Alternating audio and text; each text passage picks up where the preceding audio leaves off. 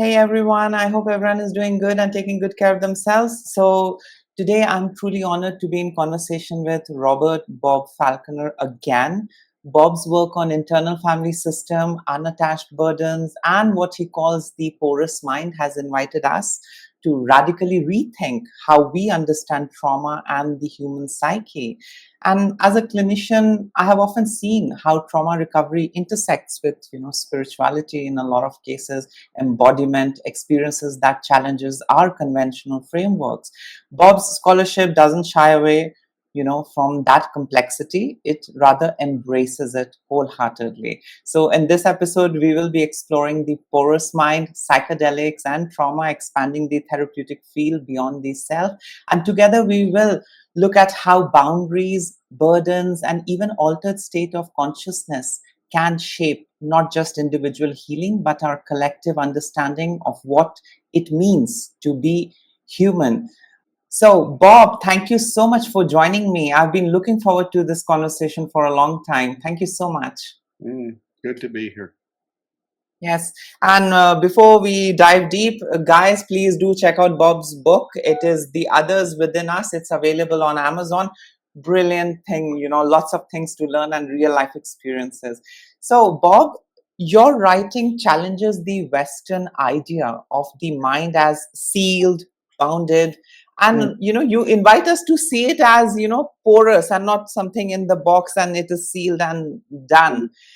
Could you share what you mean by, the porous mind, and perhaps give us a real life example how this shows up in trauma or healing work, Bob? Okay, that's a huge subject. I could write another 400 or 500 page book just on Please. that. I think the modern West, and because modern Western culture and science and therapy are spreading all over the planet, it's now sort of the modern global attitude, is the only one in the history of humans that has this model of mind that Tanya Luhrmann, the great anthropologist, calls it the citadel model of mind, where we think our minds are bounded, they're contained inside our skull, they're private, they're ours, they're our property, and they constitute our identity. Now, this looks strong, fortress, but it's not. It's incredibly brittle. And that makes it very weak. The first time someone who is deep in this citadel model of mind hears a voice or experiences some kind of spiritual experience or extrasensory perception or any of that, they think, my brain is broken. And they're terrified and they run to the nearest shrink to get some drugs. So it's incredibly brittle. And a woman in England called Isabel Clarke, who's a psychologist who works mainly inpatient with psychotic people, says one reason we in the West get such lousy results with psychosis is that we have what she called the billiard ball model of mind. It's the same idea as Luhrmann, but they don't know each other's work. And they come from different fields pretty much entirely. So this view, historically and from a worldwide perspective, is very much a minority view. And I think that we have this citadel of mind. I think it's incredibly toxic. And I actually think it's the root cause underlying the epidemic of mental illness that's going on now, and a lot of our cultural and social difficulties. There's a lot of people who've traced the history of this. A lot of Owen Barfield, the Canadian philosopher. No, Owen Barfield was the English one. Charles Taylor's the Canadian one. Daniel Siegel, interpersonal neurobiology. He says this worldview of our citadel mind is so deeply built into the European languages, we can't even think clearly about the nature of mind. We are constrained. We're hogtied into this very, very painful thing. Gregory Bateson, the great anthropologist and cybernetics guy, He wrote a book called Mind and Nature, where he said mind and nature evolve together. Any attempt to understand one out of that relationship is doomed to failure and absolutely meaningless at a fundamental level. That's modern psychology, is the attempt to understand mind as though it was something you could separate off from nature and consider separately. You can't. It fails. And I think there's all sorts of measures of the porosity of mind, um, which is interesting. We can measure it, and we have all these academic ways of measuring it, but we sort of deny it. And one good example is the schizotype scale, which was developed in England. And the guy was first developed this scale. He wanted to see if there was a schizotype where if schizophrenia was a separate disease category, you'd have this continuum, and then there'd be a break when you went into the disease state. That would indicate, oh, this is really a separate disease. That's not what he found. He found it's pretty continuous. People have these qualities of porosity of mind, hearing voices, seeing visions, all that kind of stuff. And then he also realized the people high up on this scale also were vastly more creative. Vastly more creative. They had more spiritual experiences. They had extrasensory perception. They had all these things, and they had the classic deficits. That there's a transliminality scale from Australia. Mhm. There's just tons of these things. Telling an absorption scale is the one that Tanya Luhrmann bases her work on. So there's all these things that show our mind is porous. We can even measure how porous, but it's so built into our fundamental worldview that we can't get away from it.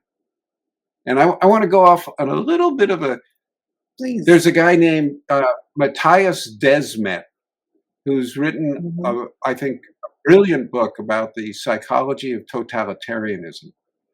And he was interested in what sets a culture up so that totalitarians can take over. And he went back to Hannah Arendt, who was a very influential figure in analyzing the Nazis after World War II. She talked about the atomization of the subject. Basically means once people come to believe they're this isolated thing, i.e., Mhm. have a citadel model of mind, they feel sort of general anxiety and fear about the whole world because they no longer feel connected to it in any Mhm. way. Once they feel that generalized anxiety, that tends to go to generalized hostility. If you're afraid all the time, you tend to get angry all the time. Once you're like that, anybody who gives you something to hate, some focus for that anxiety and that hostility, that will unify you and provide you psychological relief. And Desmet says this dynamic is the foundation of all totalitarianism. I think there's a lot to that. It's the same issue of this idea that we are not porous, that our minds are not porous, is toxic, and it's a root cause of much of the modern totalitarianisms, a lot of our mental illness, and a bunch of other ugly stuff. I sort of went off on a little bit of a rant. Mhm. No, I mean, it's really cool. I mean, I got to learn a lot of things. Thank you so much. So, Bob, in your work with IFS, you've spoken about unattached burdens. In the book, also, you have talked about unattached burdens quite a lot, and you have explained what it is and how everything works around that. I mean, whether it is energies or traumas, and none of it actually originates within the client's own psyche. I mean, it's something else altogether. Bob, can you share an experience where you encountered this in your practice and how the porous mind framework helped you navigate it? Okay. If you don't have a porous mind framework, you think any experience of something inside your mind that's not part of you, that's evidence of insanity, evidence that your brain is broken, and evidence that you need medications. Wow, that's powerful. Yeah. So, Mhm. and it is normative.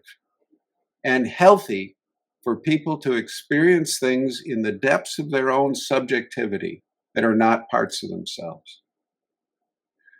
For example, there was a study of couples who'd been married 45 years and one spouse dies. 80% of the surviving spouses hear the voice of the deceased spouse. This is not pathology, gang. This is normative human experience, you know? So if you don't have a porous model of mind, you're forced into pathologizing all of this. And not only are these experiences normative, they're often wonderful and very, very, very valuable. Many creative people say, oh, you know, the idea for that piece of music or poem came to me from outside my mind and entered me. Socrates, the founder of Western philosophy, heard a voice his whole life. And that's where Western philosophy comes from. A guy hearing voices. You know, this so to pathologize all this is really bad or wrong to my mind. And it really limits us. It limits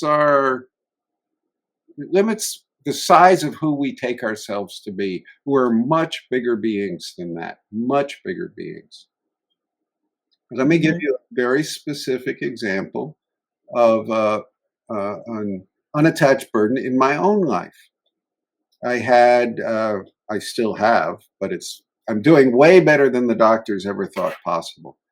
About 10, 12 years ago, I was told I was going blind from this retina disease. And I can still read and drive. You know, my vision's pretty good. I get all the Western medical treatments, even though they're really obnoxious. But I also worked with Dick Schwartz about what was going on psychologically, spiritually, energetically. And what I saw working with him was a creature that looked like a cross between a spider and a scorpion that was poking at the retinas in my eye, causing blisters. And that was exactly the physiology of what was going wrong with my eyes. I'd get blisters on my retina, and this makes you blind pretty quick, you know. And we were able to work with this spider scorpion thing. And it was from my mother, who was a truly horrible individual. And she was trying to blind me. And it was not a part of me, not something to be welcomed into me. It was something to be contained, removed, and gotten to move on. And we did that. And I'm doing way better than the doctors thought possible. Mhm. And, you Good. know, if I didn't have the porous model of mind, if I didn't realize that things could get inside my psyche that were not part of me, I would have dismissed that whole experience as some psychotic hallucination, you know, and I wouldn't have been able to work with it in a way which probably has helped save my vision. Mhm. So true. Bob, I mean, I've got something to add over here. It's a little off topic, but again, I would like to know your thoughts. I recently finished the Red Book by Jung. Hmm. And Bob, I mean, whatever you talked about in your book, I think Jung should have met you guys. I mean, he would have got more clarity. I mean, I mean, isn't it like, unattached burdens and, the protectors and the managers? I mean, he's talking to all of them. He's speaking to all of them, his higher self. And, I was like, wow, he didn't know that it was, this. I can totally relate that it is what actually your book says, beyond IFS. I mean, how you have bridged spirituality and psychology Hmm. together. I mean, what are your thoughts? I mean, are you aware of his work? I mean, the Red Oh, Book. very much so. I've studied him since I was a teenager. Wow. And And what are your thoughts? I think, well, Jung was a visionary. He met beings inside himself who he had dialogues with. And Hmm. very often these beings were wiser and more intelligent than he was. They knew stuff he didn't know, which is quite humbling. But he was a big enough spirit to be able to contain that and not need to dismiss it because my mind's private. It's all mine. He allowed that. He welcomed it. He dialogued with it. he developed this method called active imagination to help other people dialogue with these beings inside themselves. And he kept it secret. They didn't publish the Red Book until 50 something years after his Yeah. death because he Mhm. was afraid of being ridiculed. And Yeah. he would have been ridiculed. He was already Mhm. ridiculed for how far he went. So he hid the depths of this. But he said later in his life that all his later work, which is almost all of his work, came from the visions he had in the Red Book and the beings he was able to establish relationships with, like Philemon and Elijah and Salome. And Abraxas also. yeah. And the a super important thing I think here is not to treat these beings as though they were energies or things, to treat them Mm. as people. Now that really freaks materialists out. It's bad enough you're hearing voices, but you treat them as people with respect and interest and all that stuff. That's really, you can get locked up for doing stuff like that. And that's what I was, in fact, telling my husband that if Jung would have met Bob, he would have, got more clarity. He would have added more context and more information in his Red Book. Based Mhm. on the model that you guys have developed and you guys, preach and you guys practice. Now, moving on to psychedelics, I also had a history, where I used psychedelics, to alleviate the pain. I mean, in some ways, and keep myself going. Now, Bob, much of the psychedelic conversations that we get to hear focuses around, trauma healing. I mean, these days that I know, it focuses around trauma healing. But I mean, based on what you teach, what you preach, uh, porosity in a way opens the door to creativity as well in some ways. I mean, I have read your work, your piece, and it does open up the doors to creativity, intuition, and even it gives you glimpses beyond time. I mean, what's gonna happen in future and all of those things.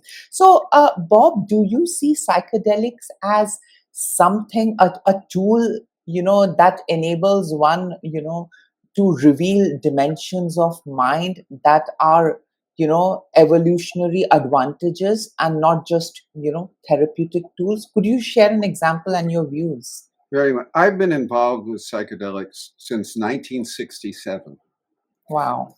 and I've done them a few hundred times and probably sat with about that same number of people. So I am profoundly convinced and committed to their therapeutic potential. But I think it's more than therapeutic. They also open us up or help many people contact spiritual depths within themselves. I think a basic way to put, yeah, and I don't want to confine psychedelics into, oh, it's healing trauma. I think it's much bigger than that.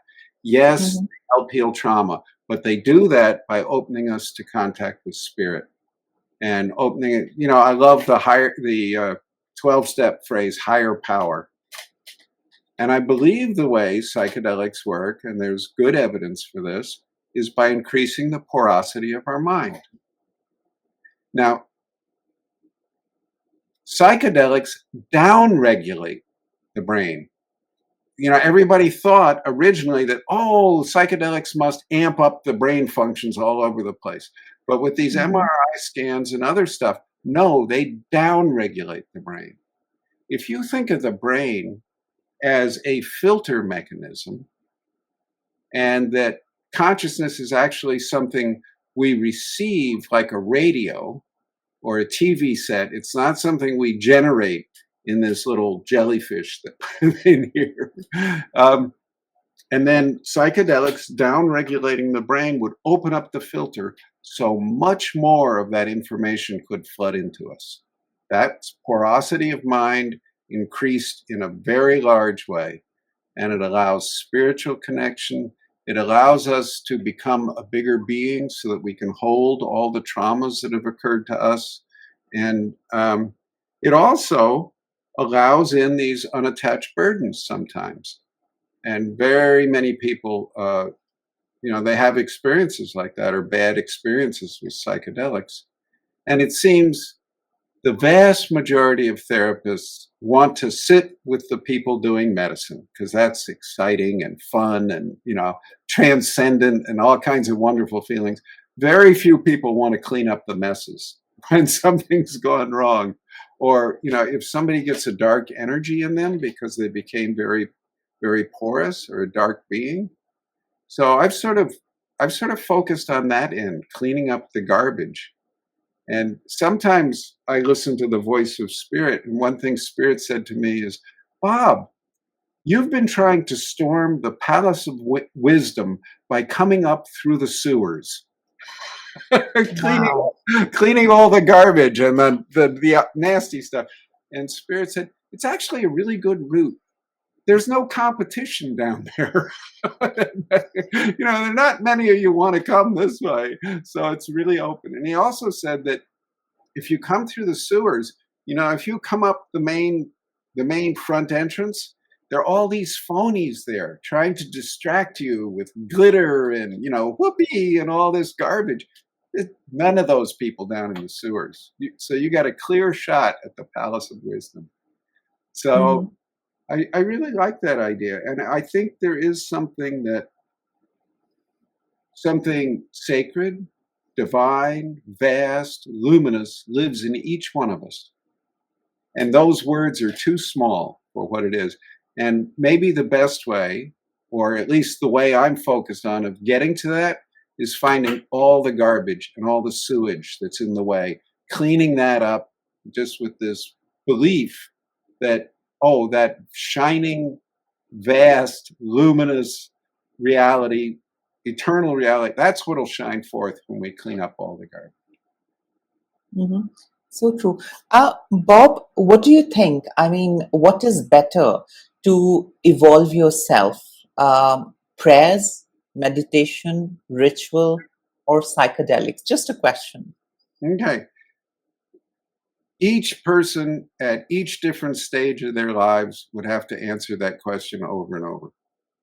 I think it's very, very particular. There is no one universal answer. And I sort of don't like that, but I think that's the way it is, you know. Mhm. And I think they're all of immense value and all the primary need at different stages and for different people.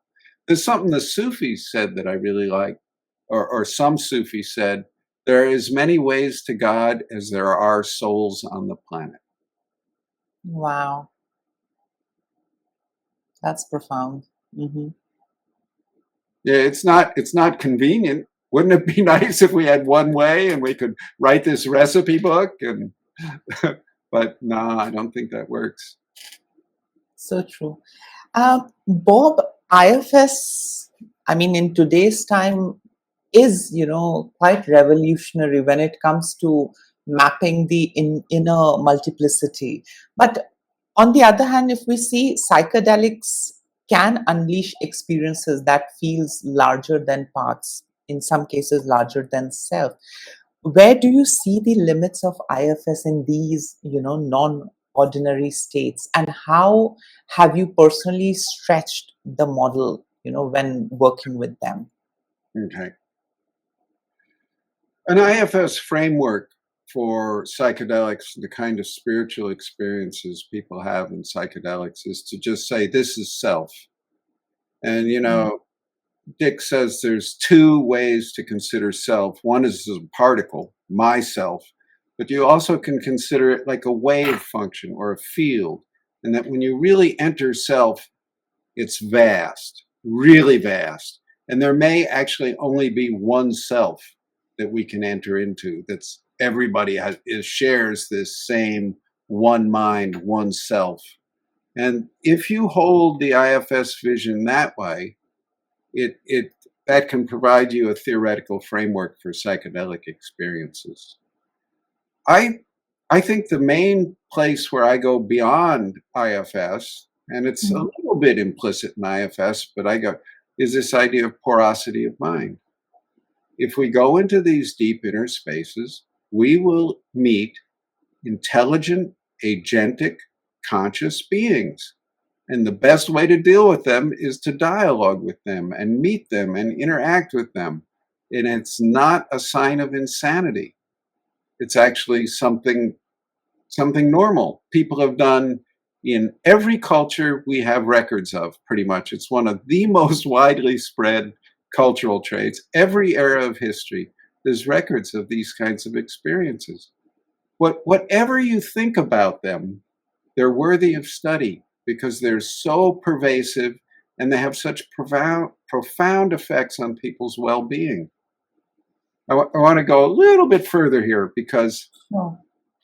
like I said, I approach the Palace of Wisdom through the sewers, but primarily, as I look at the anthropological and cross-cultural descriptions of this, the vast majority of these experiences are positive, sought after. People go to incredible lengths to establish connection and interaction and dialogue with spirit beings. I mean, many people devote their whole lives to doing this.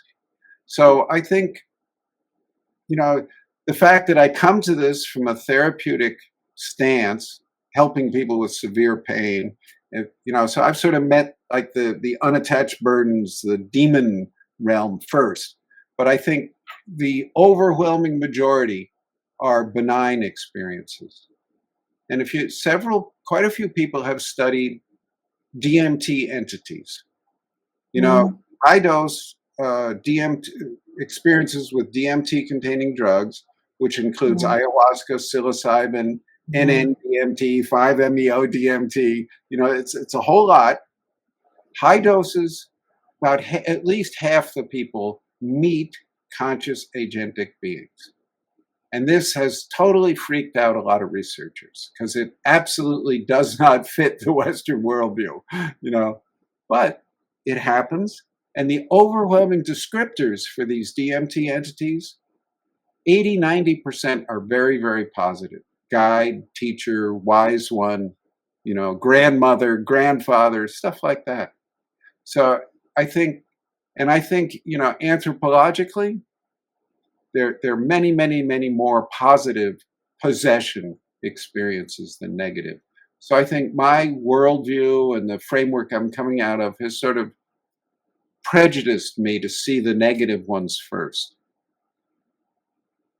Yeah, I mean, that's what you say, the sewer's way. I mean, Yeah, it's best. I mean, perfectly, articulated and described. Now, Bob, I mean, I personally had experience with psychedelics, and I mean, what you said, I mean, the agentic beings, they were not dependent on me, my personal experience. They are not dependent on me. They have a mind of their own, and mhm, it's so weird. You're meeting someone in your head who is absolutely autonomous, who is able to think, function all by himself. He is nowhere, dependent on you, that you energize them or you activate, certain aspects of them. No, I mean, that's absolutely there. I have personally felt. Bob, I have also felt that, psychedelic, helps you rehearse for death. And by that, I mean, a kind of ego dissolution. mhm. Yeah, and a kind of, crossing the boundaries. Now, Bob, I would want to know, from your real life experience, I mean, your own life, working with other individuals, how do you think, the porous mind reframes our understanding of death and dying? And do you personally believe, and of course, in your clinical experience, do you believe that psychedelic in some ways prepares us for the passage? What are your thoughts? Could be. First, I'm going to go a little bit on a tangent because I don't follow straight lines.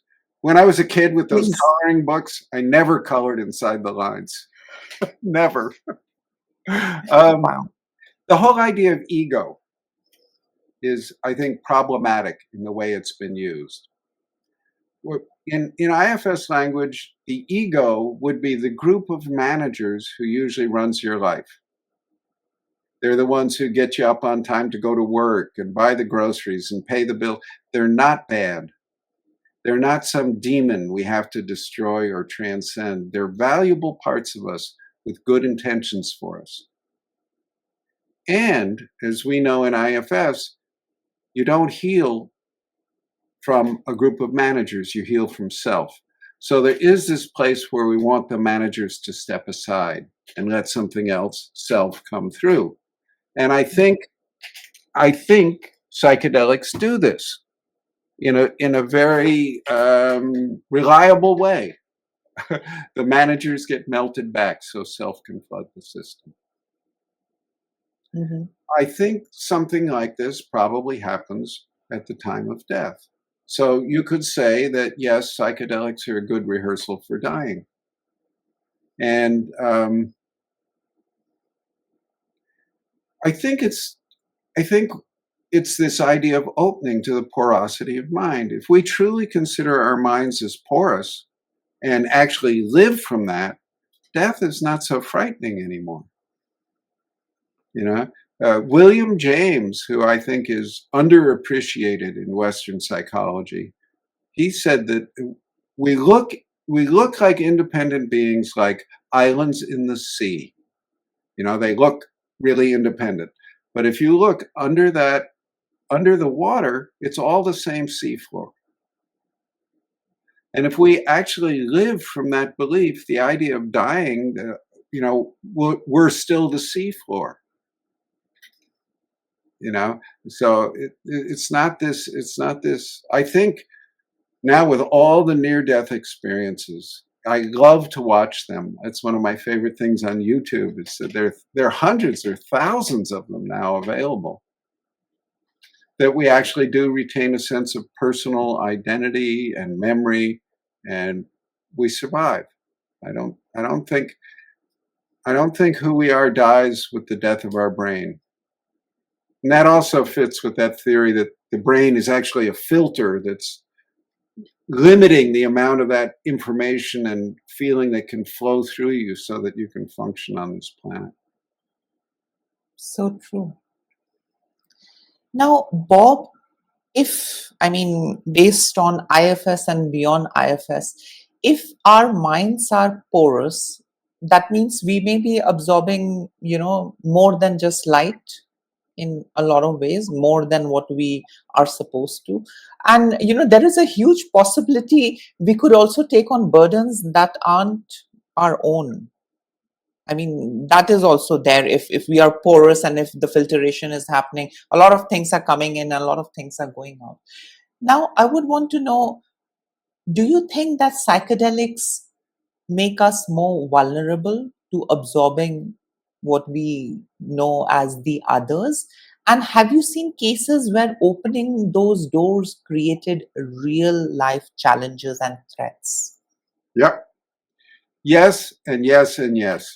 Psychedelics, you know, I don't think there's two separate doors. One lets in the good guys and one lets in the bad guys. I wish there were. It seems to be porous, more or less, in sort of a universal way. I think psychedelics make us more porous, which makes us much more capable of experiencing spirit and guides and all sorts of benevolent energies, but it also makes us more available to negative energies. Ayahuasca, for instance, many, many, many people, perhaps most people who do ayahuasca, meet Mother Ayahuasca, which is very often a life-changingly beautiful experience for them. But also, a lot of them get in negative energies. I had one very dramatic uh, example of this. This young woman went to an ayahuasca ceremony here in California, and she felt something was wrong at the beginning, but she went ahead and did it anyway. And she felt really bad and weird driving home from the ayahuasca ceremony the next day. She says, I don't know what happened, but the next thing I remember, I woke up in a mental institution. And then she just continued to have these florid, intense psychotic episodes. Her parents came from a long ways away in the United States to drive her home because she was not functioning at all. She couldn't function in the world anymore. And driving this 2-day drive back to their home, they had to stop and re-hospitalize her because she would have a psychotic episode, try and jump out of the car on the freeway, attack her parents who were trying to drive her home, really intense, florid, psychotic episodes. She'd never had anything like this before in her life. So she gets home, and a cousin or some fairly distant relative of hers, it was psychic. And the woman said to her, the next time you feel one of these psychotic episodes coming on, just say to it, I have nothing here for you but love. I have nothing here for you but love, as a mantra over and over again. You just keep saying that. And the woman said, I did that. And it went away and never came back. Wow. And she came to me later because she just saw, she said, well, you're supposed to know about this stuff. What the hell happened to me? And I said, yeah, it does seem like some kind of entity, some being got into you. And then I said, well, maybe that mantra worked because they tend to be allergic to love. They don't like. And she thought about that and she said, no, I don't think so. I think just recognizing that some conscious agentic being could get into me and I could talk to it, that made the difference, and I could get it out, and then I was free. And I worked with her a few times to, just help her understand, stabilize, meet all her parts who'd been absolutely terrified by this experience. And she seems absolutely fine now with, a responsible job in high tech. So that was a pretty Absolutely. dramatic incident of something getting in during a psychedelic session. Hmm. Bob, you just now mentioned that, porosity of our mind is like a filter. I mean, things come through, and okay, I understand that. But on the other hand, you just explained that, psychedelics does make us more porous and it makes us vulnerable. Bob, is there a way, I mean, based on your experience and your knowledge, is there a way, a safe way to do psychedelic and filter out the unwanted individuals, entities, or whatsoever?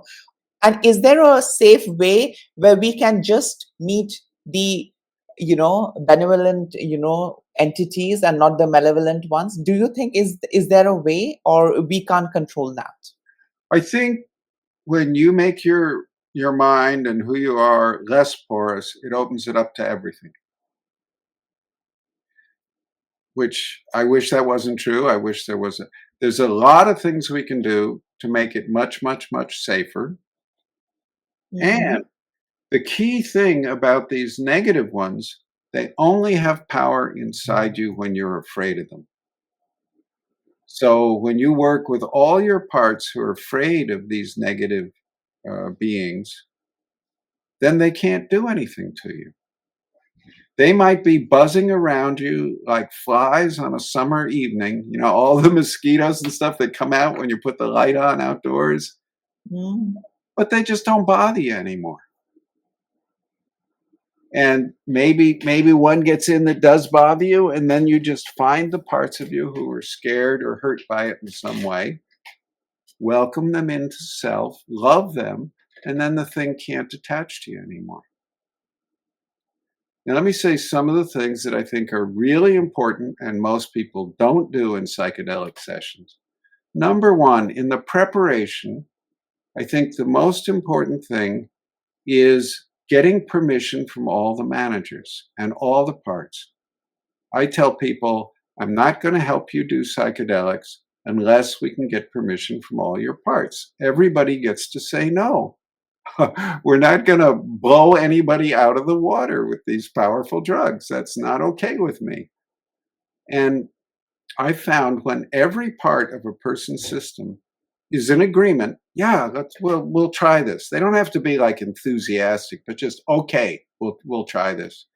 There's much, much, much less negative stuff that happens. So I think that's the number one most important safety thing you can do.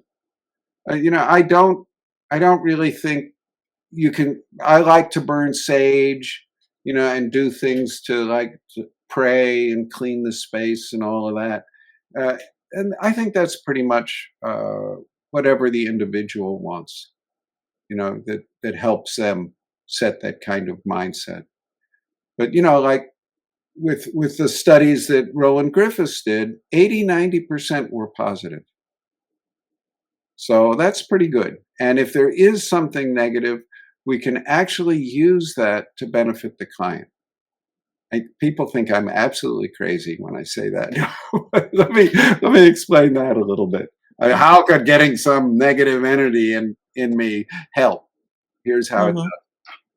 Just like the ants in the kitchen are not trying to help you when you have an ant infestation, but they show you where you spilled the food. Every time they'll show you where you spilled the food because that's where they go to eat. So when a negative entity gets into you, it will show you where the terrified, hurt, isolated parts are. It might have taken you many years of therapy to find them, but these negative entities, that's what they feed on. So they go right there. So if you can look at them in this light, it's no longer this disaster to be feared when one gets in. It's actually this opportunity for even deeper healing. True. Bob, you worked with people carrying all kinds of trauma, that seems, bigger than themselves, whether it's ancestral, cultural, or even transpersonal.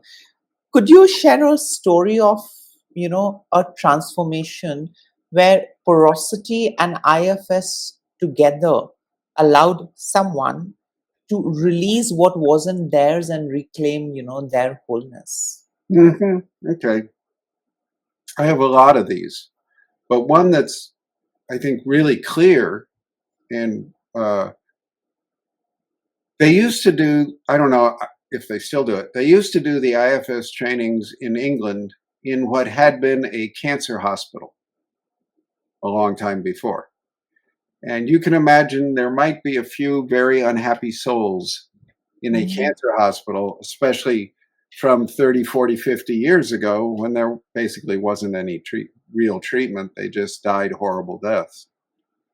And this woman had done a training there, and she came back, and there was something in her that was really angry and upset.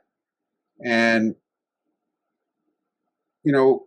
it wasn't a part of her. We were really, really careful to make sure it wasn't a part of her, because you don't want to try and be getting a part out of a person. That's a horrible mistake. So you need to be really careful to make sure it wasn't a part of her, and she was able to interact and dialogue with it, and it was the soul of someone who died a horrible death young and didn't want to leave, and was miserable and angry and vengeful, and all these emotions that are totally understandable in someone dying young, dying a horrible death young.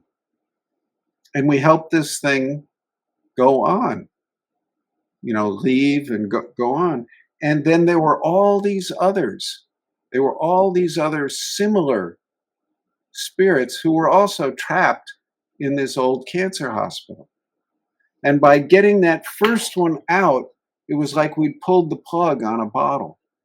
And all these others were sort of pushing, we want out too, we want out too. And at first they were coming through this woman's heart. And it was beautiful, and a lot of tears, but it was pretty overwhelming. And then she was able to step back from that, and she could just watch this stream flowing out of that location of all these spirits. You could call them negative spirits. I mean, they weren't fundamentally bad, but they were in so much pain that that's what they inflicted on others around them. And the woman felt really good in herself about what had gotten out through her, and it also felt that in opening up that stream, she'd done something of larger good, of healing spirits that weren't directly affecting her. And it would be nice if we could go back and see if there's any difference in that old cancer hospital, but there's no empirical way to check that. But the woman is definitely feeling a lot of relief. And I've followed her for a couple of years since then. So I think we can say that much. True. Bob, in your book, The Others Within Us, you have suggested your clients to check, once the UB is gone and released and you have sent them and bid them farewell into the light, you always, suggest to check. Now, I would want to know, why do you suggest, them and insist them to check if there is some weakling or some, fragments of that unattached burden still, lingering and latching inside of them? Mhm. One question is that, and the other part to this question is, you suggested in your, I think, in one with one of your interactions with your client, you suggested her to guide the UB to light, to stretch the arm and, feel the warmth and go into the light. Now, I would want you to explain in simple language for my viewers, are they going into some other dimension? Is there a dimension above, then the dimension where we are interacting, we are intermingling, and then, our current reality on earth? I mean, how do you see it? I mean, if you could, shine some light on that. And why to recheck once they are released? Why to recheck, Bob? Okay. Why to recheck? That's fairly easy. One of the favorite ways they get to stay is to leave something behind, and then they can sort of snap back into the person. So we want to make sure they've taken everything that belongs to them with them. Very often now, instead of doing the recheck in that way, I just ask the person to invite in whatever experience they've had of benevolent spirit, and to let their bodies start filling with that. And then if there's any garbage left stuck to them in any way, it will become very obvious. And that I think when they fill with connection to benevolent spiritual energy, there's no room in them for this dark stuff. So I'm focusing more on that now. The question about these levels of reality and where they go, fascinating questions. And this is going to sound weird, I've disciplined myself not to try and answer those in my client's experience. Mhm. My contract with a client is to help relieve their suffering. It's not to do research. And the questions I need to answer to help relieve someone's suffering is, what works? Not what's the nature of reality going up in all these other levels. What works? What helps? Right now, right here. What's practical? And this is another idea from William James, really, radical pragmatism. And he even said, what works is what's real. And, there's certain things that seem to work. Like, I want to help invite any dark energies or beings that are in a person, I want to help those go to the light where they can heal. And sometimes I just use the phrase, go to the place where you can heal. Go to the healing realms. Go to the loved ones who you were with long ago before all your troubles started. I'll use any phrase, and then usually you can see in the person, if you're really paying attention, something will appeal to them. You know, like, most of these beings are lost and stuck around here because they've lost the way home. And we want to help them find the way home. Some of them are just so mean and angry, they want to go back into the darkness and cause more trouble when they get another chance. And I don't think we get to control them, but I do everything I can to encourage them to find healing too. Mhm. The Uh, spiritists in Brazil, who've been mhm. working this way for 150 years at least, they say all these beings are suffering souls, and that if you encounter one, it becomes your job to help them heal as well as help your client heal. I I don't go quite that far. The client in the flesh body in front of me is my number one commitment. But yeah, if at all possible, I want to do what the spiritists suggest. I think many of those Brazilians, I think this is another weirdness. You're getting a lot of weirdness from me today, Sarah. I think Brazil might be the next Tibet, in that Wow. people will revere it as a source of great spiritual enlightenment and wisdom and depth. And I don't think the depth of the Brazilian culture is appreciated much in the rest of the world. Bob, there is one more thing that I, read in your book. You suggested the clinicians and therapists not to, force their belief system, onto the clients. Okay, now through IFS, if we are working and if we are helping the client, come out of a certain state, we are definitely, giving them a roadmap that go inside, look who all are there, welcome them. Are there any parts that is scared? We are helping them, we are guiding them. But why do you insist not to, force our belief system, our cultural value, our, spiritual side, our religious, belief system onto them? I mean, aren't we already, giving them a roadmap? I mean, through IFS, that do this, do that, welcome this, don't welcome this, let this go, and let that person be there. I mean, why do you, prohibit us? I mean, why do you stop us, from using our own, belief system, and IFS together? If you could just, shine some light. Good question. I won't even impose IFS on anybody. Most of the people who come to me already know IFS and are comfortable and happy there. I won't, if I'm meeting someone who doesn't, I won't use the word part, self, protector, firefighter, manager. I won't talk about any of that. I just ask them about their inner experience. And I get this a lot. I think it's a matter of fundamental respect to just try to learn the client's language, the client's worldview, the client's metaphor system, and not to impose mine, and to, as much as possible, operate within the client's worldview and the client's metaphor system. And I don't have any need to impose mine. And I don't have any, belief like I've got this privileged knowledge that nobody else has.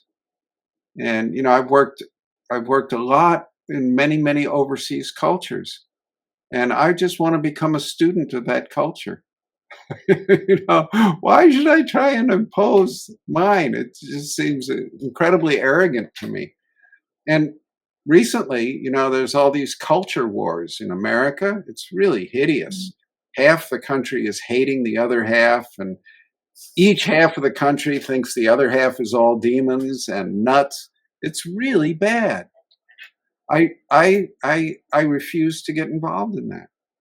I say, nope, I'm not going to take sides. You're all full of hate and fear. I'm not going to get down and join in that. And recently I did a podcast with a couple Protestant evangelical Pentecostal ministers from Texas, the most conservative, people you can imagine on the planet. And we had a warm and wonderful discussion. And I was able to work with them and talk with them and interact and feel heart connection. And then I don't have to confront all their beliefs I don't follow. And then the same week, I had one with this guy from New York City who was just thinking all those right wingers are Nazis and the world is going to hell, and was wanting me to join him in his hatreds. And I wouldn't join him either. And not doing that allows me to be with both sides in a human, loving, compassionate way. And if I joined anyone's ideology, it would rule out half the planet. Both sides have good things to say. I want to give you one example, because in America, most of the people in therapy land hate the right wing, frankly. So I want to give you one example of something from a Pentecostal evangelical standpoint, something they do that we don't do, we should be studying and learning from. They call it seeing in the spirit. There was this one minister who described looking at a woman talking, and he started seeing a line running from the corner of her mouth up into her ear. And then as her talk got more and more angry, he saw that line split open and all these insects and worms come crawling out of her face. Oh God. Now, if that happened to a client of ours, we'd institutionalize him, right? Yeah, give him some drugs. Yep. He was able to receive this as part of seeing in the spirit, a spiritual vision of seeing the reality of her hatred and he was able to use it in a way that opened his heart so that he was able to love her even though she was full of hatred, and he was able to see those realities.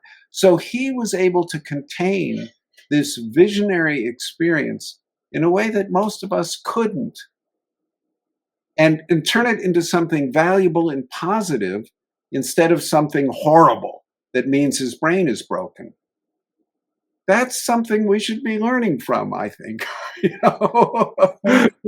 If we could receive stuff like that, many of the people we put in mental wards wouldn't have to go there. So true. Now, Bob, again, now coming back to psychedelics, I mean, when we talk, I mean, there are so many things, and, we tend to go into different, areas and different aspects. And now coming back to the psychedelics and the sacred. So, Bob, in trauma recovery, we are not just working with memories. We are, in a way, touching the meaning, identity, and sometimes the sacred as well. Now, I would want to know, how do you see psychedelic assisted therapy intersecting with spiritual healing in a way that honors both psychological safety and, the soul level truth? What are your views, Bob? Okay. Well, first I got to go off. I don't believe there is psychological safety. I don't believe there is safety. I'm sorry. Why? You have to explain why. Life is risky. We're going to get diseases. Our bodies will get frail and we will die. We are made in such a way that all of our loved ones will be separated from us. They will be taken from us by their death or ours. There's no safety. There's the illusion of safety, but that's not such a great place to live. So I think, if you were totally safe, you would do nothing and you would never grow. So what you need is to find the area where you're no longer in your comfort zone, but you're not freaked out. That's where you can grow.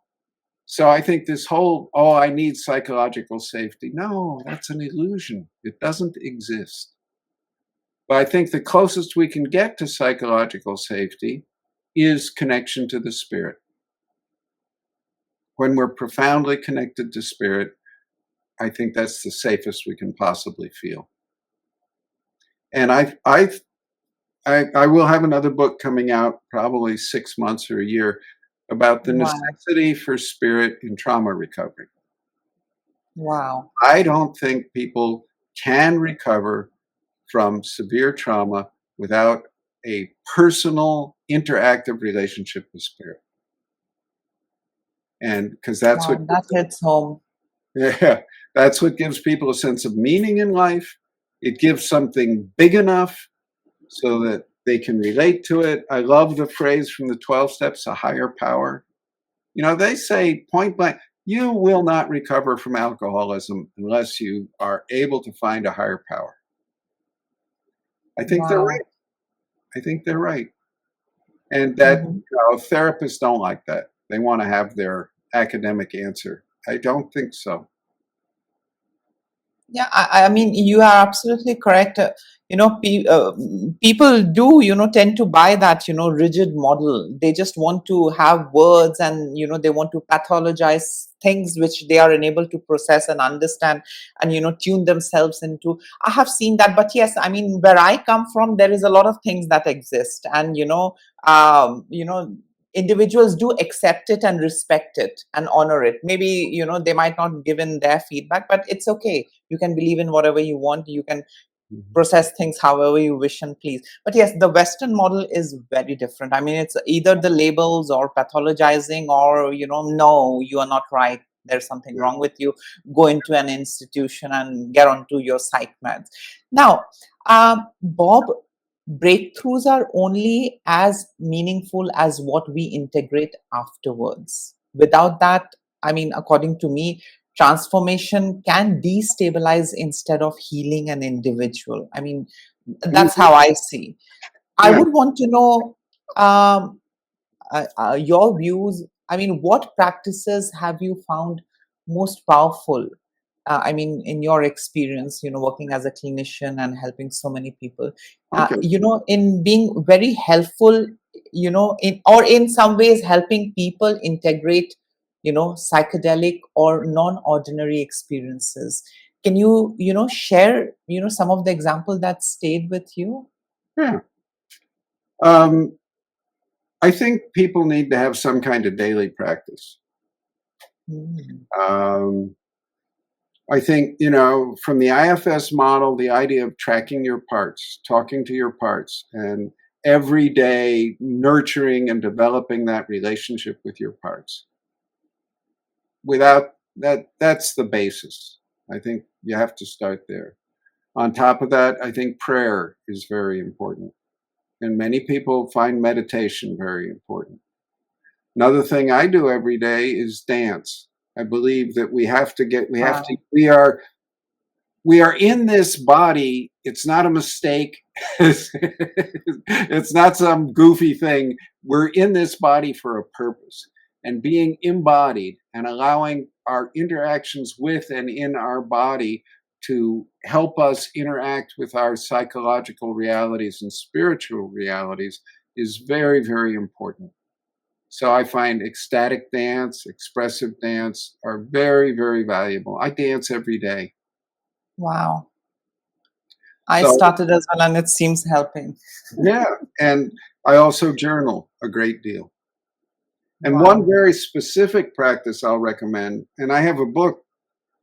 I've been doing these dialogues with spirit for like a decade now, and I have 4,000 pages of them. And I've summarized these, and I'll have a book of those out in a few weeks, probably. Wow. And it's very simple. If you have any idea or conception of a spirit or guide or anything like that you've ever met, just take some quiet time, sit down, and write, you know, hi, spirit, I'm so glad you're in my life, and see what it answers, and then ask it questions and do that. I thought this was such a dumb exercise, I wasn't going to do it. But Kay Gardner recommended it, and I really liked Kay, so I did it. And the very first time I did it, something wiser and smarter than me was answering me, and it was really obvious. And I went, "What?"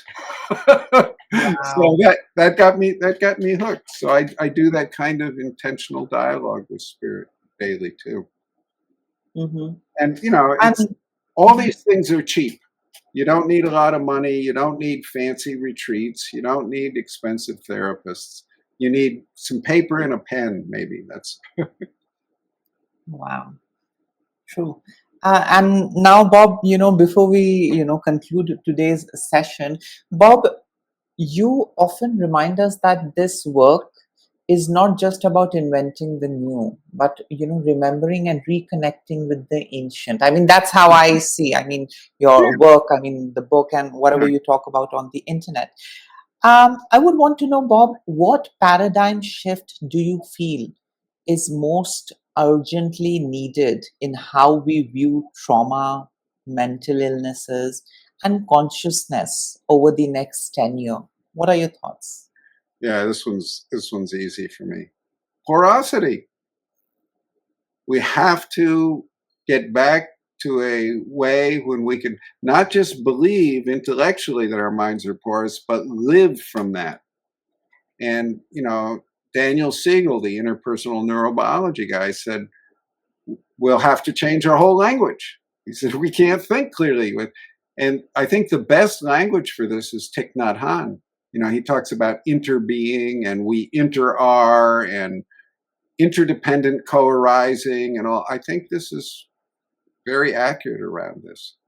And I think when we recognize this, it gives us a strength where we can't be seduced into totalitarianism and hating and all that ugly stuff. And I also think it's very healing for us on an individual level.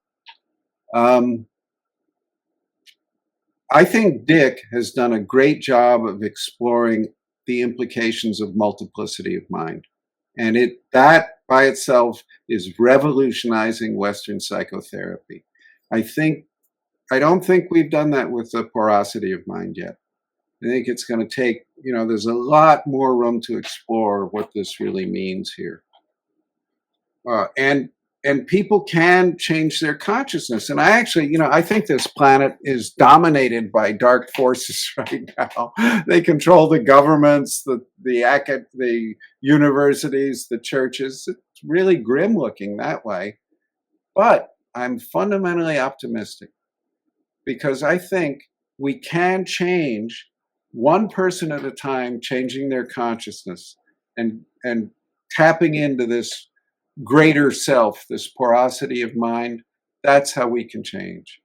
And Ian McGilchrist, who is one of the great geniuses, I believe, alive on the planet today, he said he also believes this, and he's convinced that it'll only take about 3% of the people to change their consciousness, and that'll be enough to change the world.